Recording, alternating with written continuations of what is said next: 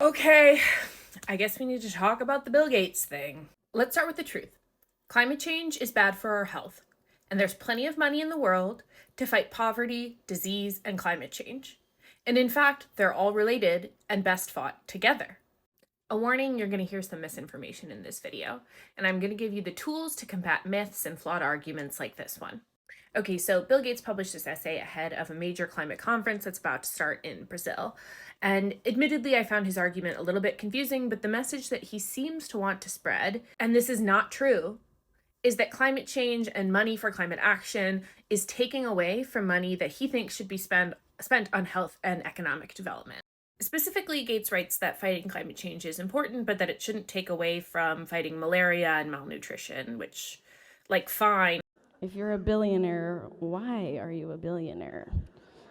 No hate, but yeah, give your money away, shorties. Even if we take his argument at face value and say, okay, fighting malaria and malnutrition are the most important things that we need to do right now as a global society, I just don't see how you do that without also fighting climate change. According to the UN, climate change will increase malaria transmission in areas where it's already endemic, where it's been controlled, and in places where it really hasn't been a problem yet. That's because of rainier, warmer, more humid environments. And climate change also threatens to increase malnutrition as extreme weather and temperatures upend agricultural systems.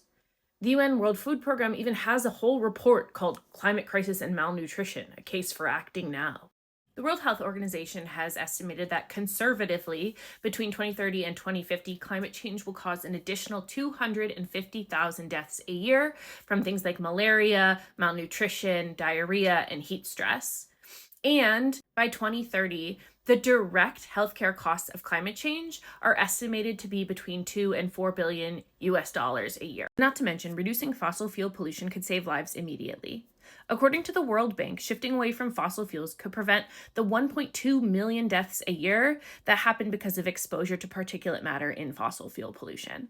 So like I said, I really don't see how we can fight disease and malnutrition without reducing our reliance on fossil fuels. What do you think? Tell me in the comments.